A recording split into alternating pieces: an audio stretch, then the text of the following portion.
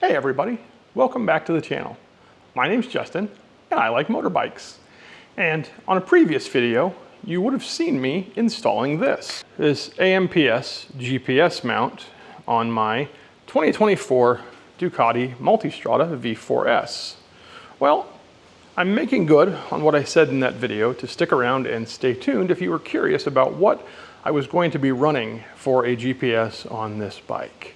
So I'm going to show you what I'm using, or what I decided to go with, how I'm going to use it, and how I'm going to install it. So let's get to it. All right, so going directly on that AMPS mount you would have just seen, it's going to be this Multistrada AMPS quad lock locking mount, and it's again has the 4 holes that match up with the holes on the amps pattern. It has an offset here if you want what you're putting on to stick out a little bit longer. I'm going to be scavenging the actual quad lock piece off of this handlebar clamp. Not something I'm using anymore. I know it's blue, it's gonna look a little awkward, so we may end up having to find a black one at some point, but for right now it'll work. And of course, because it's quad lock, I am gonna put a vibration dampener on there as well. So that's the mounting hardware, but what about the technology? Well, I'll show you that next. A Samsung Galaxy Note 20 Ultra. If you have had devices in the Ultra 5G, so it's one of the more modern. If you've had devices in the Samsung ecosystem, you know this one is a few generations old. That being said, it is still an 8-core or octal core processor, and it has 12 gig of dedicated memory, and it's also made by Samsung. And to me, that was a big deal. You can go online, Amazon specifically, eBay as well, which is actually where I got this. I got this as a return. I got this as a return piece, and paid about $300 for it, which to me was an amount I was okay with losing, so to speak. So if it falls off the bike or gets stolen, something I'm going to cry over spilled milk about. It's okay. That being said, it is also, like I said, it is. The reason for buying it is that it's Samsung, and I've had Samsung devices. I've had that ecosystem for a long time. I understand the devices. I like the way they're made, and I think it'll work for what I need to do. Spec-wise, as I said, has that 8-core processor. It's also got 128 gig onboard storage, as well as I believe a micro SD if I wanted to add storage.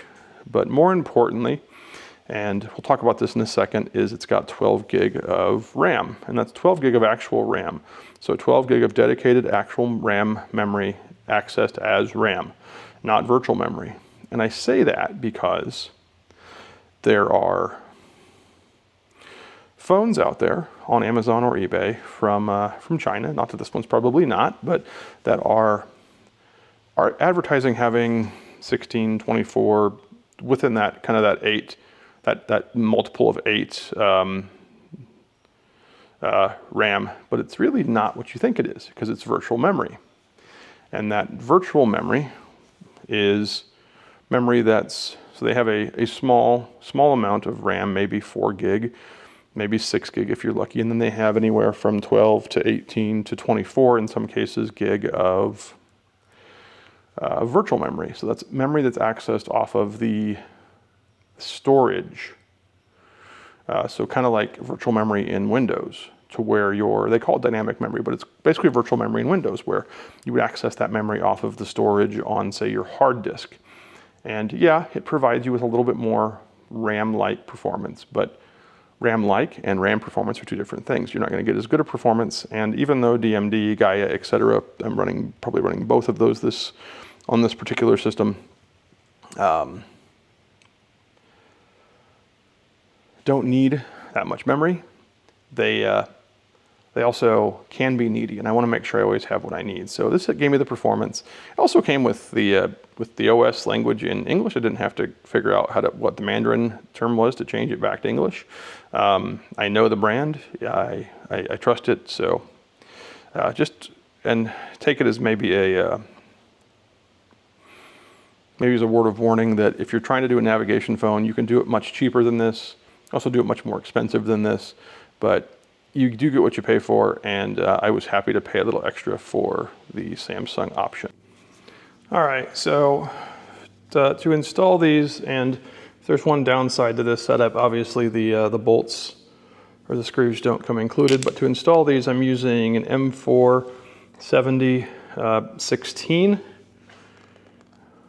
bolt with a matching lock washer and corresponding nut. I'm just gonna put these on loose for right now. Yeah, so M470 16 screw or bolt, whatever you prefer. I'm using a Phillips head because that was what they had at the local hardware store. So we'll get these installed and show you what's next. All right, so you can see that our AMPS quad lock base is installed. And now I'm going to install the vibration dampener. I decided not to use the offset that came with this base kit because I don't think it's really necessary for what I'm doing here. This is going to stick out far enough the way it is. A horrible camera angle. There you go. There it is now. It's installed. Some point I am going to need to come in here, obviously tighten these down on either side. So, all right, so that's the vibration dampener. Let's go ahead and install the actual quad lock core piece, if you will, here in just a second. All right, so you can see this one is unfortunately blue. That is what I had that's available. I may eventually order a black one so it doesn't look so far off. If you've never installed a quad lock before, they're remarkably easy because that's literally all you do. Now you'll see I have my vibration dampener in here, I have my quad lock, and let's go grab our Galaxy Note 20 Ultra, and we'll see what it looks like on here. All right, and here we go. Now we see our navigation device, our navigation phone, our Samsung Galaxy Note 20 Ultra installed. If we go and show you back behind here, you can see that it's connected to the universal, see if we can show that here, universal quad lock mount there on the case, onto the quad lock mount, onto the vibration dampener, onto this AMPS mount. Still need to tighten some of this up. I did not direct wire it. I did not put the wireless charging head or anything like that on. I may do that eventually. Right now I don't really think so. I just kind of want to see how this works. I also didn't put a handlebar controller or anything like that on here. I don't think I need it for this. Again, it's going to be road riding, so, but yeah, I'm excited to give this a shot. If I want to charge it, I have a USB adapter that fits into this Euro charging adapter here for the Ducati, so I'll plug in USB-C to that. That'll be just fine. But I think this gives me a nice good size screen to navigate with.